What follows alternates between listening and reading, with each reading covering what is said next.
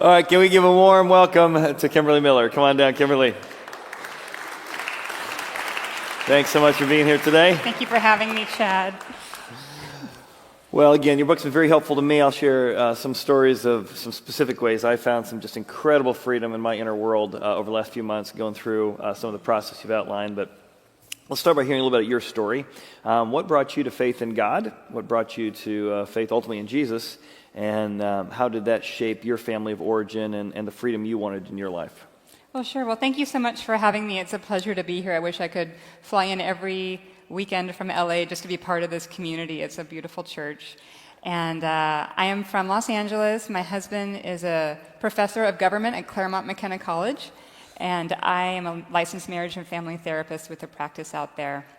Backing up a little bit, my maternal grandfather, so my mother's father, came from a small family on a farm, a very poor farm in Oklahoma, and he had a father with a temper that beat him, and so he actually left home before the end of second grade and never got more education than that. But he was a wildcatter, and he ended up discovering and developing the East Texas oil fields just in time to help fuel the Allied forces during World War II. His name was H.L. Hunt, and the family company that he established is still headquartered in Dallas, Texas today. So that's my family. And my mother, his daughter, went to Southern Methodist University in Dallas, and she met my father, and they married when she was just 19 years old, very young. And neither of them had many skills in managing their emotions. And they ended up getting into an argument because my mother wanted to leave Dallas and have him be a lawyer somewhere far away, and he wanted to work for our family company because my grandfather had invited him to do that. And so they argued, and they ended up getting divorced. So this is a picture of my family, and my big sister Catherine. We lived in a little yellow house with white scalloped trim in Highland Park, Dallas. But after my father left, I didn't see him very much, and we ended up living in an apartment alone, just the three of us. Yeah. So here we are, my Christmas card photo with my mom and my big sister Catherine and me. And you can see there was an absence of a father, and that left a big gaping hole in my heart. And I had to learn how to work with that sadness that I carried with me for years. My mom ended up remarrying a caring psychotherapist named Harville Hendricks, who wrote a bestseller called Getting the Love You Want, A Guide for Couples. He was on the Oprah show about 19 times, and his first show with her won Oprah her first Emmy Award. So I come from a family of marriage counselors, and it's partly, I guess, why I'm here today. Sure. And in terms of my faith background, my grandmother from Dallas sent me to her church in Texas, and I ended up going to youth camp there a lot. And I had gone to a Catholic school in New York called Sacred Heart, which is where Lady Gaga went to high school, actually, by the way. And so I was at this Southern Baptist youth camp one evening, and there was a wonderful sermon about, thinking through what happens when you die and facing God on Judgment Day, and what are you going to say? And I realized that I really wanted to invite Jesus to be my Lord and Savior and welcome him into my heart. And so I went back into our cabin, and my head was in my pillow in my bunk bed, and I had this image of this Catholic Jesus with this red Sacred Heart, and I invited him to come into my heart, and that's what Baptists call a Sacred Heart conversion. So I had a Sacred Heart conversion at a Catholic youth camp. And I went back to New York City and immediately got involved with this founding congregation of a small church at the time called Redeemer Presbyterian Church. And Tim and Kathy Keller mentored me through high school. So I had a really robust knowledge of the love of God in my mind, and I knew that he was my Heavenly Father and that he loved me, but yet at the same time I still carried in my heart this sense of fatherlessness and the chronic shame and depression that comes from being without a father all those years. Yeah, and that's where you really became a practitioner, because you realize that a lot of us may have some truths we know from the Bible or otherwise, but somehow it doesn't get from up here where I know it down here where I need it and feel it and can experience it.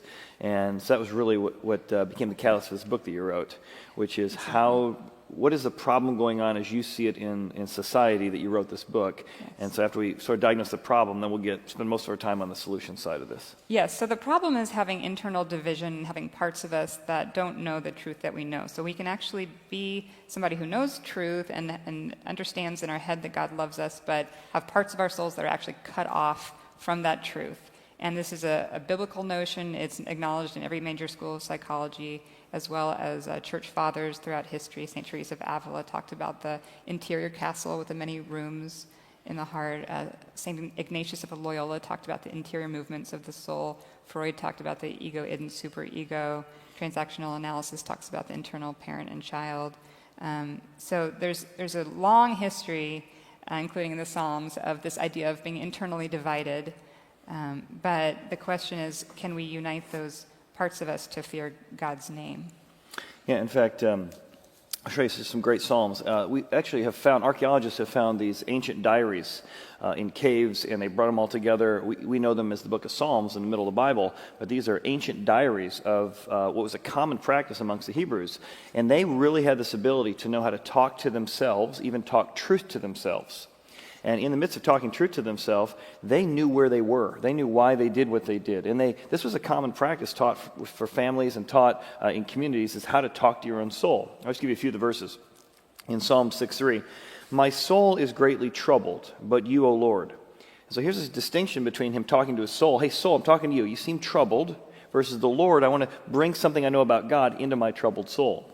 Or, how long shall I take counsel in my soul? That there are parts of you and I that give us counsel, tell us what to do, tell us why we should be fearful, why we should react, why we should get mad. And if we're not careful, parts of our soul will counsel us with bad counsel. And it may not be getting good counsel to educate us. And though one part of us may believe one thing, there's a reactive or hippocampus part of us that is very reactive, and we avoid or we attack or we blame or we protect. And therefore we say, why did I do that? Why did I react that way? I didn't want to. A couple more verses, again, all out of these ancient scrolls that we found in ancient diaries. "Why are you so downcast, O my soul?" Someone wrestling with their depression, wrestling with their melancholy, wrestling with why they're feeling low, and digging into that. And then he talks to his soul. Hope in God. He's not talking to God when he says hope in God. He's saying, soul, this part of my downcast soul, I want you to have some truth about hope, because you're feeling hopeless, that God is there in the midst of us, that he will be a help for your countenance. One last verse. "O my soul," again, here's someone talking to their soul, "you have said to the Lord." Notice he's not talking to God here. He's talking to his soul. "Soul, you've said to the Lord, you are my God. You are my Lord. My goodness is nothing apart from you. And I will say to my soul, soul, you have many goods laid up for many years. Take your ease, eat, drink, and be merry." So he's telling his soul how to be content, how to not be anxious. And to me, this was just really profound as somebody who's studied soul talk for many, many years. You referenced a few verses that were helpful for you, and then maybe I'll start giving some examples how the book's helped me and vice versa. So what are some verses that have shaped your understanding of this psychological tool that represents biblical wisdom? Well, probably the most well-known is by the Apostle Paul himself, who says in Romans chapter 7, verse 15, "For what I will to do, that I do not practice, but what I hate, that I do." So you can see there that he's wanting to be faithful to God, but there's a part of him that's doing something that he doesn't want to be doing. James says, "The man who doubts is a double-minded man, unstable in all of his ways." So again, you see this idea of being double-minded. Psalm 86:11 says, "Teach me your way, O Lord, that I will walk in your truth. Unite my heart to fear your name." So we hear this idea of having parts that need to be united around the knowledge of who God is. King David is a great example. We all know the story of Bathsheba, that he did something that he really regretted later. And God called him a man after his own heart. So he loved God, but he had this part of him that did something he didn't want to do. And so he prays, "Give me an undivided heart." And then by the end of the Psalms, we see him matured in his faith. And what's the expression of his mature faith? He says in Psalm 131, verse 2, "I have calmed and quieted my soul like a child within me." And it's really helpful to think of parts of yourself like younger parts, like children, because then you can connect with them in a way that's not judgmental, but that's compassionate. And you can understand that they have good intentions. They don't really know any better, but they need your spirit-led self to kind of step up and be the grown-up in the room and take the lead. Yeah, in fact, let's talk about that. One of the tools I felt helpful in the book is this idea that our souls may have three parts.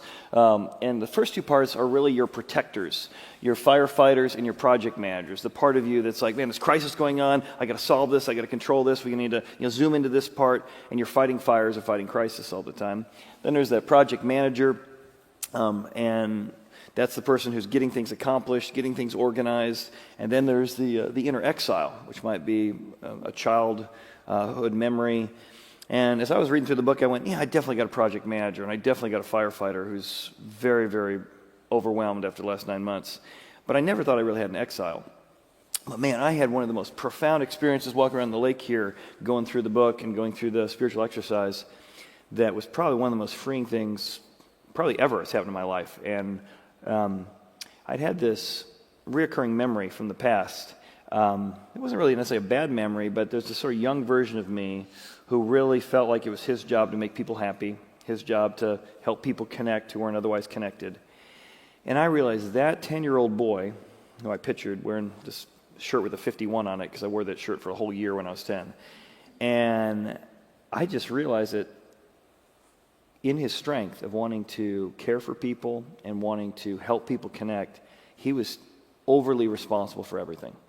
And that little boy in me was actually was hurting me by helping me or telling me I need to take responsibility for what everybody else felt, because I want people to be happy. I want people to have peace. I was walking around, I just realized I love that part of me. Part of me why I love people, part of me why I care so much about people. But I realized that he had moved to being the driver.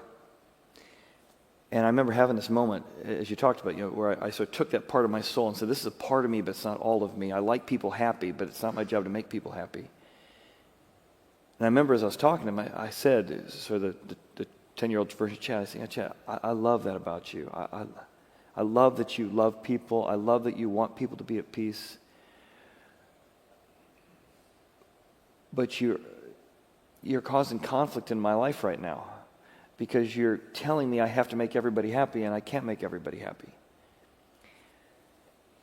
As I had this conversation, I just remembered just how hard he was trying, and I pictured him also a little bit of him riding on the Roadrunner, because one of my techniques to protect myself is trying to outrun problems. And I could tell, especially his last 9 months, it's just been so challenging.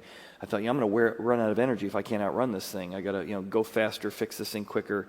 My son was in the emergency room again last weekend. It just ongoing. And that idea of befriending that part of me, and then you had a profound question. You said, ask that part of you how old it thinks you are. And as I was praying about that, thinking about that, I realized this part of me still thinks I'm 10. And it's trying to protect me by running, by making people happy, feeling like it's my job to make everybody happy. And as I was talking to that part of my soul, I asked him to switch seats. I'm 46 now. I don't need you to protect me, but I love what you've been doing. I love the intent of what you're doing. But I want you to be an advisor, and I want you to be a part of me I love, but not to be a part of me that controls what I do. And I got a lot more emotional last service. I'm glad I maybe don't get emotional this all service today.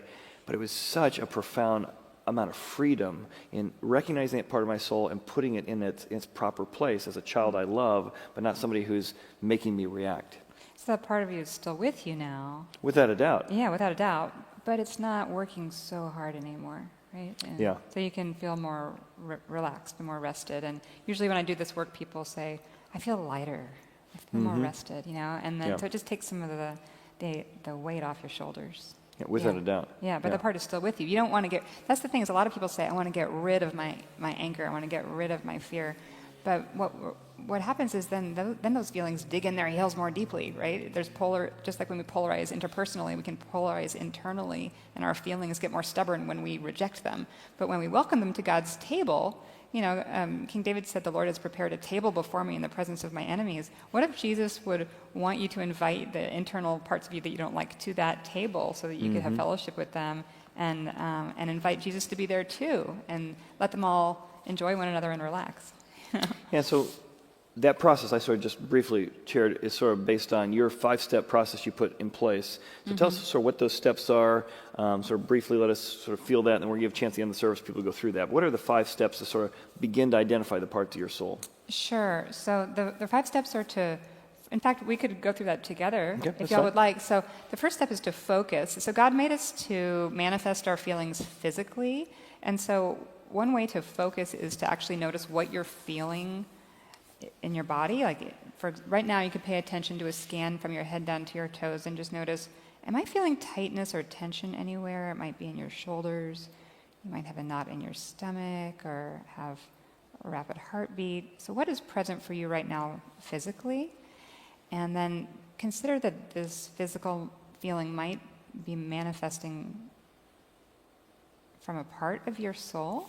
And then ask yourself if you can develop an image of it, or can hear a message that it's wanting to say to you. It could be a belief that's being repeated in your mind, like, I wish you were better in some way, or you're just not worthy of love, whatever it is for you. So that's the step of focus. And then the next step is to befriend this part of your soul that you've identified. And a helpful way to start here is to ask, how am I feeling toward this part of me? So do that right now. Think about the part that you identified originally, and then now ask, how am I feeling toward this part of myself? And if you're like most people, the answer probably wasn't really positive, but it was probably something like, well, I wish this feeling didn't exist. And so that's an inner critic, which is another part. So what you do then is you ask that inner critic if it would step aside, and sometimes it helps to imagine that part standing behind like a glass wall so it can watch the work that you're doing, but not be too far away because it doesn't yet trust you. Yeah. And then once you've developed compassion and curiosity for that original part, you've befriended it, and you've developed that internal attachment. And then you can say, Jesus, please come be with this part of me. Or if you prefer, God, please come be with this part of me. And then, again, you can use your imagination to picture Jesus there with this part, and to imagine the part you could borrow from Inside Out movie and just picture one of those little images or whatever comes to your mind, like the Roadrunner or the Gladiator, and picture Jesus there with that part. And then let something happen there between them. It could be that Jesus wants to unburden this part by taking something that it's carrying. You know, you can ask this part, do you really want to carry that anger any longer? Is that helping you?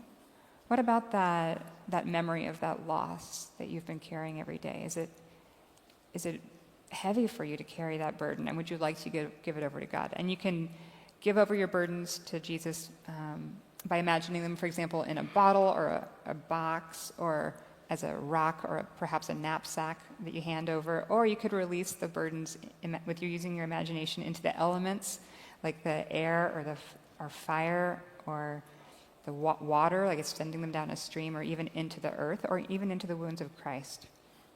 And then receiving from back from Jesus whatever he wants to give, like any of the fruit of the Spirit or words of affirmation from the Scriptures. And this is where that cognitive behavioral process comes in, where we replace those maladaptive, dysfunctional thoughts with God's truth. And then the last step is the step of integration, where you ask the part, what would you like to do now? And often they want to just rest. Parts of us want to rest because they've been working so hard. So I often think of them being promoted to a place, of an advisor where they don't have to do all the hard work, but they've come by their feelings honestly, and they have a lot of wisdom. And so you want to keep them really close and let them know that you're gonna listen to anything they have to say. So those are the 5 steps. Yeah, I remember I did this a few weeks ago, and what I'm still sort of looking into is I realized there's a part of my soul, even as you're doing that there, I was picturing him again, which is, I pictured him as the Gladiator from the Gladiator movie. Yeah. There's a great scene, if you don't remember Gladiator, there's a movie, in the movie, Russell Crowe's character, General Maximus, comes out, he's a slave, and he's surrounded by other slaves, and they bring out the chariots, and they're about to get just slaughtered.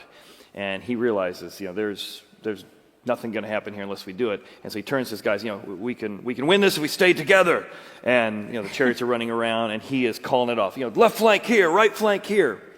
And I realized with the level of sort of crisis we've had, medical crisis we've had on, typical crisis we've had on, circumstance beyond our control for the last 9 months, I've had an inner gladiator who has been trying to direct, and I get a lot of peace when I can see what's happening in the future. So my project manager, and I love the idea that project manager is trying to protect you. And so this inner gladiator, and I've seen that image of sort of a General Maximus part of me, and by labeling that part of me, I can recognize when General Maximus is helpful, helps me a lot at work, gets a lot done, gets a lot accomplished. I love that part of me, defends me, keeps me from danger. But I also realized that when that part's too close to me, the answer is always, go, go, go, now, now, now. We got to get going. We're always behind schedule because we're going to die if we don't. It's that fight or flight aspect of me. Yeah. And that part of me that I love, when I don't keep it far enough away or tell it when I don't need you in this situation, that part of me is probably causing the most pain to my wife. Because while I get a lot of energy from where I'm going in the future, when I'm under stress, my wife hears not, hey, what's next? How can we improve? What's next for our marriage? What's next for... She doesn't see that as, wow, look what's going to be great in the future. She sees that as, I guess I'm not good enough. I guess I'm not trying hard. Why even try? I realize that project manager, that gladiator in me that serves me well in work and in other areas of my life, when I'm under stress, how I feel toward it is wrong. Actually, I feel to myself, or incorrect. I say, you're right. I should be going faster. Everything should be moving faster. And then I'm putting pressure on myself and everyone else. And then my firefighter is like lay down on the ground, exhausted, tongue rolled out with a giant boulder on top of him. Like, I can't keep this up. Yeah. And so recognizing that part and then befriending it, saying there's so much good in that. It's not like this is a bad protecting, caring, managing, but to recognize it's taken over so close to me, it became all of me. Right. And I love that idea of putting it arm's distance. I realize that's part of me, but not all of me. Right. And almost like, General Maximus, time for you to settle down a little bit. And that I could have some truth in my head that part of me knows, but another part of me doesn't believe. Yeah. And I really felt like when I was doing that befriend process, inviting God into that process, I felt like General Maximus thinks it's all up to him. Right. And in one sense, like when it comes to autism, no one's going to solve this for us. And so the sense that it's all up to me, and it's that overly responsibility sense I got as a child. It's that hard worker I got in me. It's that creative problem solver I have in me. But boy, you bathe that in it's all up to me, and it has been debilitating to me, just debilitating.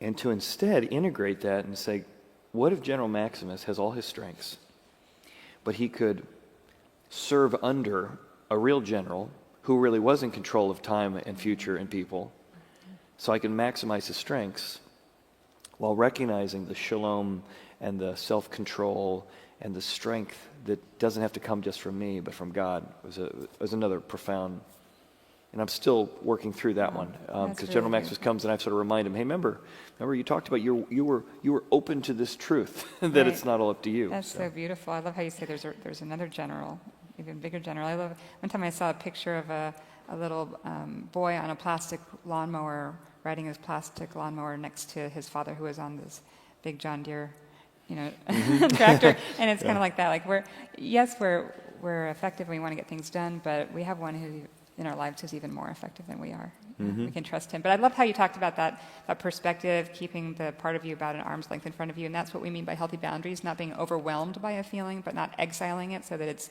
disowned and denied, but being in a healthy relationship with the different parts of your soul. And this comes into play with marriages as well. We're in the end of this series. And in marriages, it's really helpful to identify when you're feeling triggered, to say, I need to take a U-turn right now, and turn around and say, what part of me is being triggered? And then say, I think I'm not an angry person, but there's a part of me that's angry right now. So it's not all of who I am, but it's a part of me. And then get curious about it and share about that part of you. Speak on behalf of it, not from it. And say, there's a part of me that's angry, and I'd like to get to know it better and understand it, and probably has to do with some of my issues from my childhood. So let's get to know that part of me better. And also, I'm sensing there may be a part of you that's angry with me. I know that you trust me, you love me, you care about me, you're committed to me, but there's a part of you that's frustrated with me, and I want to understand how I can help that part of you.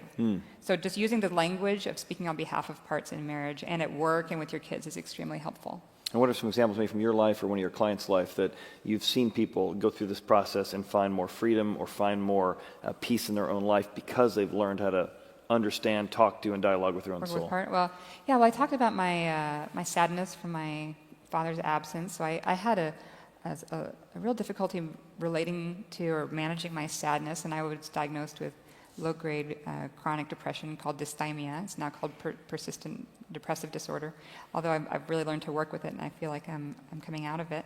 But I had that sadness. I also went through a couple miscarriages. I've got 2 babies in heaven, and have not been able to have a child, so that was very difficult for me, and I was experiencing a lot of sadness from that loss. And so I was, even though I was a Christian, I was really struggling with grief. And one day I was with a friend, and we were just actually on my living room couch, and I said, her name was Joanne. I said, Joanne, do you have a feeling of like chronic pain in your heart, like there's like a knife stabbing you in your heart all the time? And she said, no, I don't feel that way. And I said, well, I do. Do you know anything I can do about that?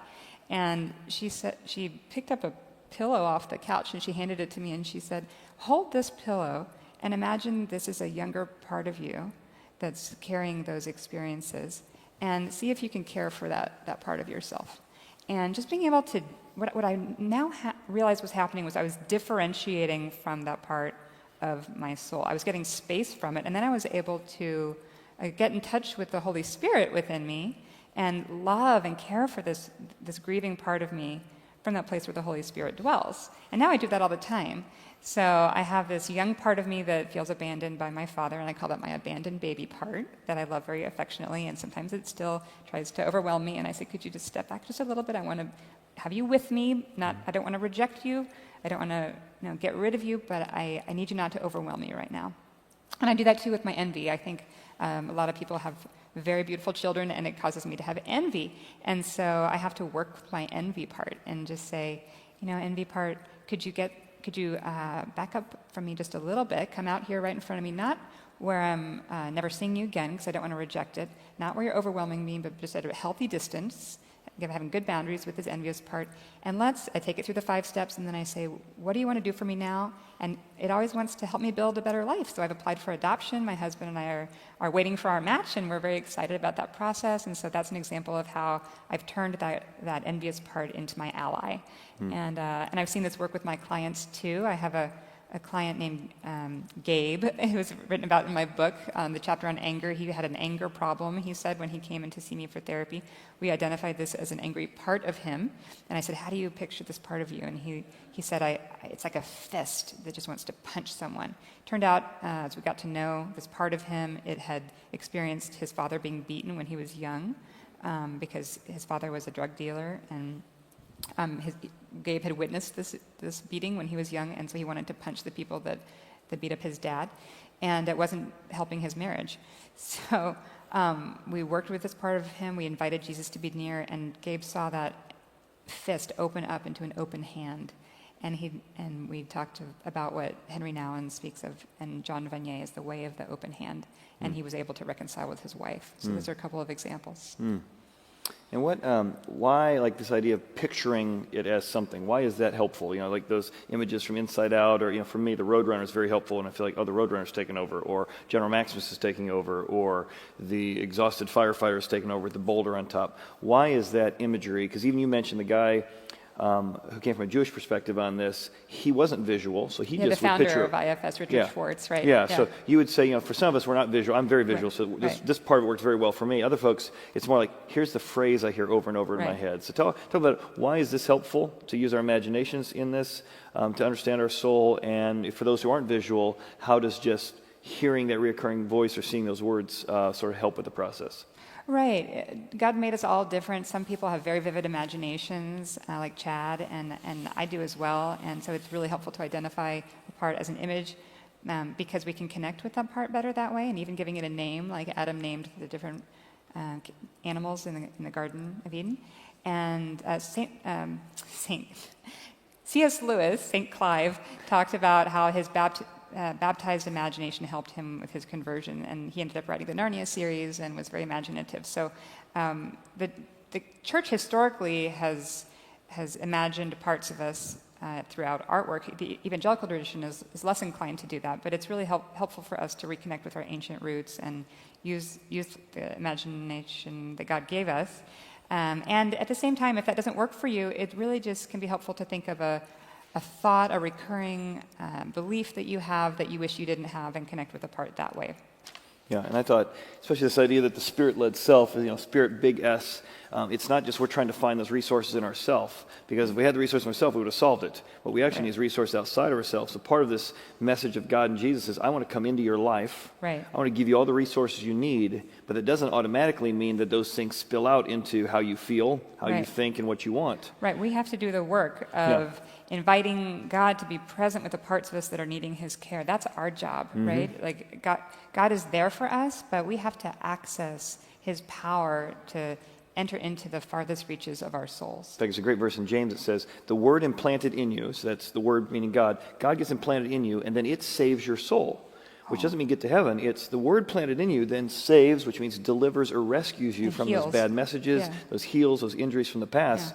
Well, that's a process of learning how to get in touch with what I think, what I feel, how I'm reacting to that situation. But God's desire is deliverance. We'll be freer next year in our marriage than we are now. Freer in our relationships than now. The same in-laws that pushed our buttons last year at Thanksgiving, they're still pushing our buttons. That's what they do. But we don't react the same way, because now that inner child who feels like I'm still being parented by my dad, calm down. No, you're not. Yeah, make it grow up. Yeah. There's a great analogy of a school bus, and sometimes our school bus is like the children are driving. Imagine a 5-year-old at the head of a school bus, where it would go. And our souls can be like that, where all these little children inside are taking the wheel. But imagine then if a grown-up stood up from the very back, walked forward, and took the wheel. That's what it's like to engage with a part of yourself from your Spirit-led self within. Yeah. Let's take the last 5 minutes or 3 minutes and so walk real quickly through maybe this experience with me. Then we're going to give everybody a chance to do it as we finish out here today. So. Okay, great. So just a little demo. Chad, if you could take a moment to transition from this conversation we're having to actually going inside your soul. So if you'll close your eyes, or you could use soft focus on some point in the room, and just do a little scan from your head down to your toes. You could take some deep breaths.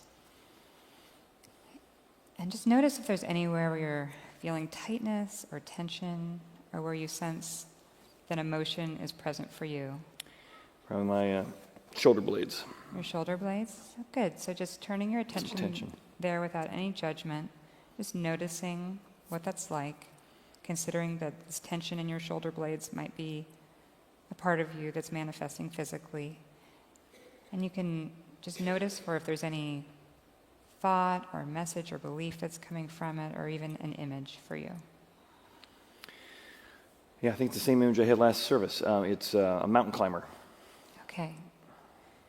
And he's tired, but he's also at the summit. Okay. So he's tired, but he's also at the summit of the mountain. Mm-hmm. Yeah. And can you ask this part of you that's tired to unblend from your body so that it's out here about an arm's length in front of you, so that you can get to know it better? Mm-hmm. Yeah? You're able to picture it there? Yep. Okay, and now does this part of you know that you're there with it? It does, yep. And it's sort of like when you're at the top of the mountain, you get your hands up in the air like, been a long journey. It's like, now we've made it, joy and, sunrise and clouds and just joyful. It's feeling pretty joyful. Great. And how's it feeling toward you?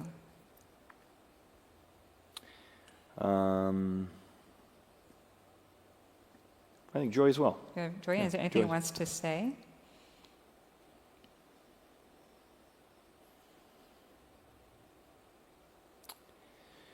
Well, I think the last week has been very full. Again, was in the emergency room with my son for 3 days. Had 4 teeth pulled while trying to hold him down, get IVs in. My wife's been through back surgery and all kinds of stuff the last 9 months, and my daughter got married yesterday. And so that's what's interesting. This mountain climber has been working hard to get to this summit. Working really hard. Really hard to get to this summit, and yet the joy of being at the summit.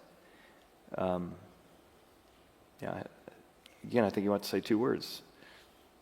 Well done. I wanted to say well done. It was such a neat moment yesterday to not just have a wedding, but to my daughter, my wife and I all committed to not just plan a wedding, but to not miss it, to be in it. And to watch my daughter, who's 21, turn to her now husband and deliver these vows that she wrote. I think that's what this part of my soul would say, which is just to see how God has shaped our relationship And my son-in-law has been living with us for 5 months, so I've had a chance to get to know him really well as he finished college, and I think well done in building a friendship with both of them. Well done. Great. Yeah. Yeah. And how are you feeling toward this part of yourself? Proud in a good way, Proud of it? joy. Great. I don't feel like I felt last service. So last service, he had a gremlin on his left boot, which was regret that I could have done better Okay. with the challenges of everything I've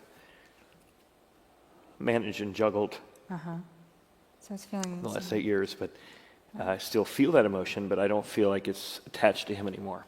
Okay.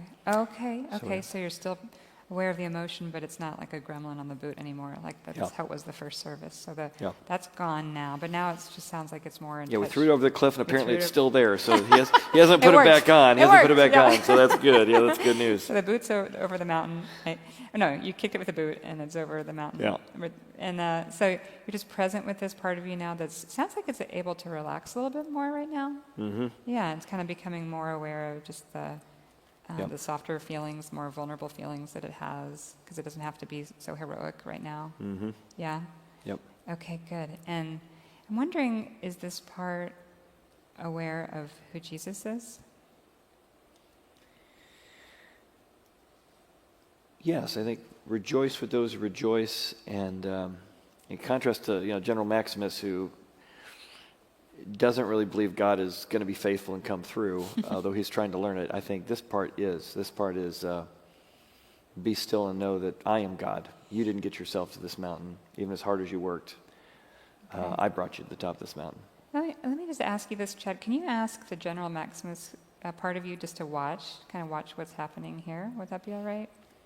Just to kind of observe. Sure. Yeah? Okay, and so Jesus is there with this mountain climber part, and what needs to happen between them? Is there anything that could help with this heroic part that's gotten to the top of the mountain? Anything it wants to give over? Yeah, maybe General Maximus doesn't want to lose his sword or his shield, but maybe, but he is willing to give up his battle plans. Oh, okay. So the general actually has stepped in and said, "I want to give something Yeah. up." Yeah. It's like, Yeah. wait, I want to Yeah. I want to in on this party. So, Yeah. so it's willing to give over the battle plans. Yeah. Okay. Okay. And what should happen with those? Should we give them to Jesus? Or? I think we'll give him to God. Give yeah. them to God. Yeah, Okay. we'll give him to God. Let's Yeah. give them to God. And then what does God want to give back? Does he have anything to say or any of this fruit of the Spirit to give back to the general part of you? Yeah, there's a verse in the Bible I haven't thought about in years. Be still and let the Lord fight for you. Oh. Be still and let the Lord fight for you. And so is the general taking in that message? About halfway. Halfway. Okay. But it's yeah. more than It's like- zero, it's so like, more well, than zero. Okay, yeah. more than zero. Okay. Yeah. Yeah. That's good. And what would it like to do now that it's received this message? Maybe serve a little bit more under submission. Okay. Yeah. Just aware of God's presence. Okay. Yeah. So there you get a sense of how it works, of how this wonderful truth that Chad already had in his mind is getting to be actually integrated into this part of him that's working so hard. Yeah. So. Well, great. We want to give you a chance to just do a little 2-minute version of that. We want to give you some tools. So as you leave today, Kimberly's making her book available complimentary across from the fireplace. We also are going to have about a 17-minute MP3 version of what you're about to experience in 2 minutes that's available that I got a chance to work with Kimberly to write and records. It's my voice on this. If you want to go to her website, KimberlyJuneMiller.com, click on, is it counseling? Counseling. Counseling. You can actually download this MP3 if you want to do this experience. I've been through it 4 or 5 times in the last couple months. But can we thank Kimberly for being here, and then we'll finish out service with that. Thanks, you so Kimberly. much. Appreciate it. Thanks so much. Thank you, Kimberly.